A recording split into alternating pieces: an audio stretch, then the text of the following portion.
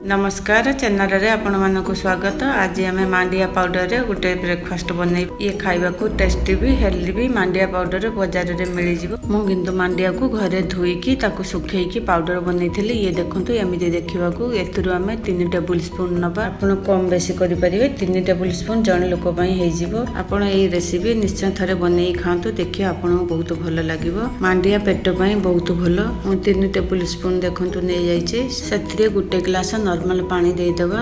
ताको भलो भाबरे तळे आमे मिसई दबा। एथिरे टिके अधिक पानी लागिवो। ये देखंतु ये भलो भाबरे मिसी गलानी। एथिरे आ आधा ग्लास पानी आमे दे दबा। देके आ टिके ताको भलो भाबरे मिसई दबा।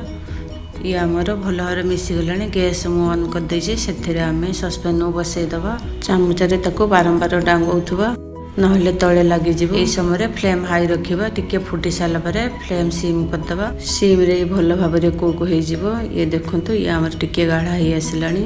एमिति आमे लगातार डांगौथुबा। बहुत जल्दी तळे लागि जिवार संभावना था। एमिति डांगौथुबा। टेस्ट बैलेंस पय गुटे चुटकी लूण पके दबा। ता भलो भाबरे मिसई दबा। ये देखंतु ये हमर हे आसलानी। एबे ताको तळको उले दबा। ठंडा हला परे राती सारा मतो फ्रिज रे रखि देली। मांडिया देखंतु पीस पीस हेची। आलमंड अखरोट मु भिजई रखि देली। एबे सेथिरे गुटे चामच गुड़ पकेदबा। दही अधा कुटुरी पकेदबा। आपण दही गुड़ कम बेसी करि परिबे। ताको भलो भाबरे आमे मिसई दबा। आपणक मन पसंद ड्राई फ्रूट्स पके परिबे। ये देखंतु ये हमर भलो भाबरे मिसि गलानी। आलमंड अखरोट को छोट छोट पीस करी तापरे पकेदबा। ये हमर खाया पय रेडी हो गला।